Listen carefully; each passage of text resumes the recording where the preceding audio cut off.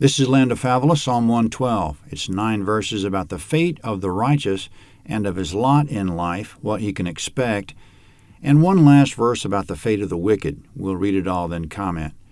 Praise Yah. Blessed is the man who fears Yahweh, who delights greatly in his commandments. His offspring will be mighty in the land. The generation of the upright will be blessed. Wealth and riches are in his house. His righteousness endures forever. Light dawns in the darkness for the upright, gracious, merciful, and righteous. It is well with the man who deals graciously and lends. He'll maintain his cause in judgment, for he'll never be shaken. The righteous will be remembered forever. He will not be afraid of evil news. His heart is steadfast, trusting in Yahweh. His heart is established.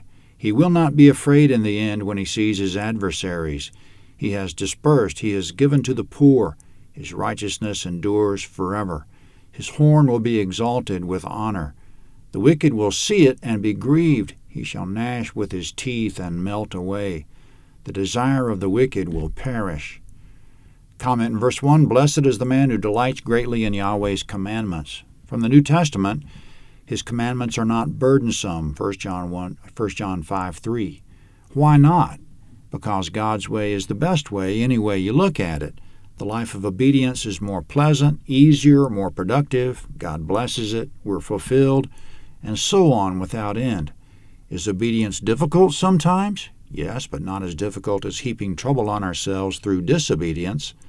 Thus what the psalmist says in verse 1, Blessed is the man who delights greatly in his commandments.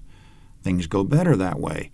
In verse 4, light dawns in the darkness for the upright. There was a picture similar to this in the 9th plague in Exodus. The Egyptians had 0 light for 3 days, not enough to see each other or get up from their place, but in all the dwellings of Israel there was light, Exodus 10:23. God gives light, which is understanding. Light dawns in the darkness for the upright.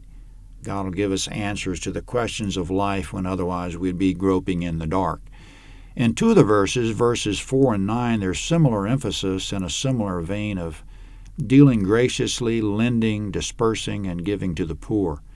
If that's what we do, we'll maintain our cause in the judgment in verse 4, and our righteousness will endure forever in verse 9.